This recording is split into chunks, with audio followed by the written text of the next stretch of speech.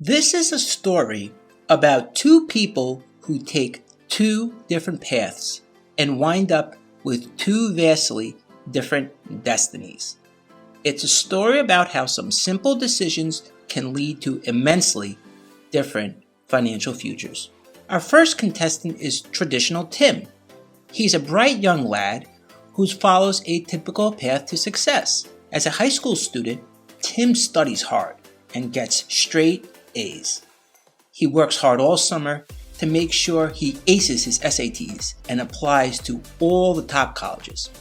Being the bright and talented student he is, he winds up enrolling at an Ivy League college, which comes at a cost of $50,000 a year. After 4 years of successful studying, he graduates at the top of his class. Wanting to take advantage of his brilliant abilities, he concludes that the best way to get the high salary he deserves would be to apply to law school. Not only does he apply, but he gets accepted to one of the top law schools in the country. Due to his demanding studies, he doesn't have time to work much during these years and racks up an additional $100,000 in student loans to go along with his $200,000 in loans from his undergrad years. Not to worry though, his high-paying job will surely pay for it all in the long run. After graduating, Tim is hired at one of the most prestigious law firms in the country. To celebrate his success, he decides to lease a new Mercedes-Benz. Right about this time, his love life really starts to heat up as he meets Laura. Soon they're engaged and are planning their dream wedding, which only cost $80,000. Just like any young couple, they need a place to live and soon purchase a lovely house to call their own for a cool $950,000. Before they know it, they have 3 kids and Laura is at home tending to the family, while Tim provides for his children and his wife. Now, Tim technically makes $220,000 a year. However, because he makes over $209,426, he falls into the 35% tax bracket. He pays over $77,000 a year in taxes alone. So in reality, he only makes around $143,000 a year, or $11,916.67 a month. But to make things easier, we'll round it up to around $12,000 a month. So how's Tim doing? He's making $144,000 a year. That's $12,000 a month. He's got a beautiful wife. He's got a lovely house. He's got a brand new Mercedes-Benz. And his wife enjoys all the time at home with her kids. He's working at a prestigious law firm. He's basically got the American dream. But financially, how's he really doing? His income is at $12,000 a month, and each month he has the following expenses. He has $1,500 to pay in student loans from his undergraduate degree. He has another $1,500 from law school student loans. His beautiful house comes with a $3,500 a month mortgage payment. His family needs to eat, of course, so that's $1,500 a month in groceries. His car and his wife's car comes with 2 payments of a total of $1,000 a month. They also have to look good after all. They just couldn't be seen in drabby clothing. So between his shoes and his watch and his suits, that's another $700 a month. Health is never something to slack on, and his lovely wife needs to look fit, so she's got to work out. And they both have gym memberships, and she's got a SoulCycle membership, so that all comes to $200 a month. They need cable TV and internet, and they also like to watch some shows on HBO, so that's another $200 a month. And of course, there's another $200 a month also for electricity and their water bill. Of course, in our modern day society, everyone needs a cell phone, so he and Laura together, they're on a plan for their cell phones. That comes to another $120 a month. And after a long work week, it's important to relax. Some weeks he likes to watch a baseball game, while some weeks he and Laura head to a Broadway play. So that's another $300 a month. He's still paying off some credit card loans from when he was in law school. Remember, he couldn't work those years because he was studying so hard. So that's another $500 a month. He and Laura are just so tired on the weekend that they want to dine out sometimes. Also, some days Tim is just so busy at work, he heads out and decides to grab a bite out in the town. Between Tim, Laura, and the kids, they spend around $750 a month eating out. Oh, and their brand new home needs some remodeling, so that's another $300 a month.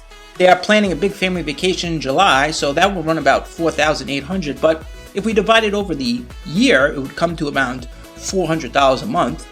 Last but certainly not least, because Tim had to move to a big city to be near his law firm, his parents and in-laws are not in the area to watch the kids. Whenever Laura or him needs to go somewhere, they need childcare. That's another $300 a month. When we put all this together, Tim is spending $12,970 a month while only bringing in $12,000. He's actually running a deficit. He is spending $970 a month more than he brings in. He did everything he was supposed to.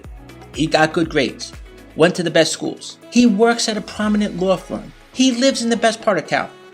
It seems like things are as good as they can be. How did he go so wrong? The answer is simple. Tim's spending is out of control. It doesn't matter that he looks rich. It doesn't matter that he wears a suit to work. It doesn't matter that he's got a beautiful house with a luxury car. The numbers don't lie. Now here's the interesting part. This is all probably unconscious to Tim. He's so busy working, he probably has no clue what's really going on. He just takes his credit card out and swipes it each month to buy what he needs. This leads to a vicious cycle where he has to keep using his credit card to pay for things in reality he just can't afford. Sadly, there are millions of Americans just like Tim. Most people have no real understanding of where their money is going each month. They just happily swipe their credit card without thinking much about the long-term consequences. Now let's meet Allie. She's an average student who decides to go to a community college so she doesn't have to take on any debt. While she was never a straight A student, she's really good with money. She makes sure to live beneath her means and isn't caught up trying to keep up with the Joneses. She decides to become a teacher and tutors on the side for some added income. So how is Allie doing? With her teaching and tutoring income, she's bringing in $3,500 a month. However, unlike Tim, she keeps her expenses in check. She rents an apartment, and including internet, it comes to $1,500 a month. Maybe she has a roommate. Maybe she picks a smaller place. Maybe she's in a location that is less populated.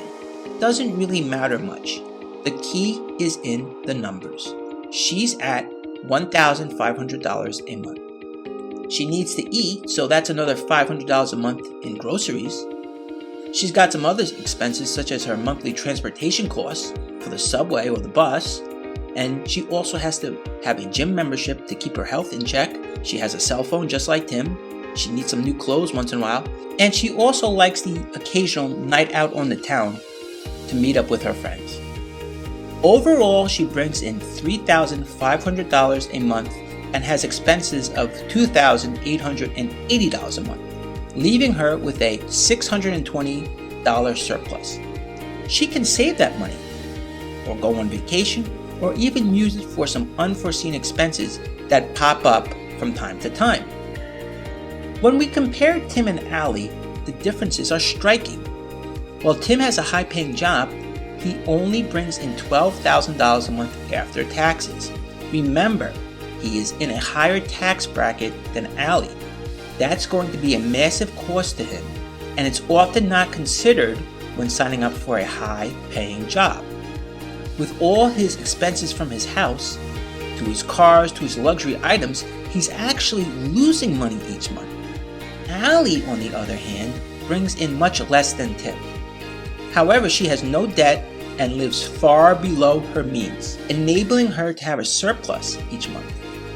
Here's the major difference. Tim is concerned with looking good. Allie is concerned with the math. It doesn't matter how much you bring in if you are constantly spending more than you make. Tim doesn't need a new job. He doesn't need a better accountant. He needs a budget. Don't be like Tim. Make a commitment to keep track of your expenses each month. To download a free budget tracking Excel spreadsheet, visit my website at tlivingstonblog.com.